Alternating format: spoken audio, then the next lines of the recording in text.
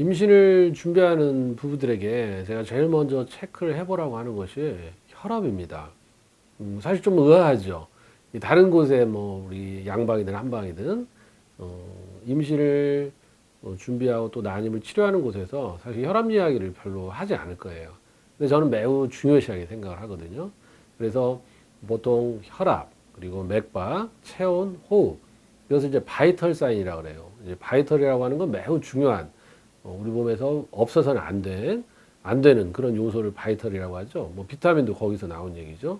그래서 이 바이털 사인 이 네 가지 혈압, 맥박, 체온, 호흡, 그리고 여기에 또 하나 추가해서 체중, 그리고 여성의 경우에는 생리, 이 여섯 가지 제가 항상 강조하는데, 그러면 고혈압은 왜 임신에 불리할까? 뭐 고혈압이라고 하는 건 대개 이제 비만한 사람들이 굉장히 많이 있죠. 그래서 비만한 경우에는 우리 먹여살릴 살림이 커졌으니까 출력도 많이 나와야 돼서 압력이 높아지는 경우가 있겠고, 또 콜레스테롤이나 중성지방 이런 경우는 혈액을 많이 끈적이게 하기 때문에 순환이 안 되죠. 그러니까 이것을 출력을 내기 위해서 압력이 올라가는 경우예요. 그래서 이러한 경우에 당연히 혈액이 탁하고 순환이 안 되니까 신진대사 이런 것이 안 되죠. 그래서 뭐 대사증후군 이런 것도 많이 오게 되는데, 또 이러한 분들은 또 당뇨도 올 수 있고, 또 임신이 되어서 정말 중풍이 오면 어떻게 하겠습니까? 정말 끔찍한 그런 경우도 생기는 경우가 있어요. 그래서 그걸 조심해야 되고, 실제로 임신이 안 되는 많은 부부들 중에서 이제 남편들이 되게 많겠죠. 남편들이 이제 중성지방 콜레스테롤이 높고 비만하고 혈압이 높은 분들이 있는데, 여성분들도 꽤 있습니다. 그래서 이런 분들은 고혈압부터 해결을 해야 합니다. 그러면 이제 체중을 조절하는 것이 관건이겠죠.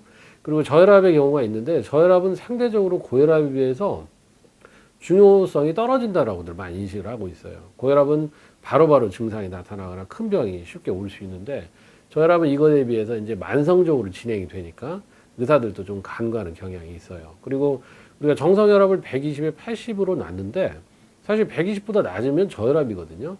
근데 정상의 범위를 좀 넓게 해석하는 경우가 있어요. 그래서 100에서 120, 이 수축기 혈압, 우리 이완기 혈압이 60에서 80, 이걸 다 정상으로 인식을 해요. 근데 그렇지 않다는 것이죠. 제가 항상 강조하지만 시험을 봤는데 60점부터 합격이면 60점 맞고 합격한 사람하고 100점 맞고 합격한 사람은 다를 수밖에 없다. 결국은 정상 혈압 120, 80에 근접할수록 좋다라고 하는 얘기죠.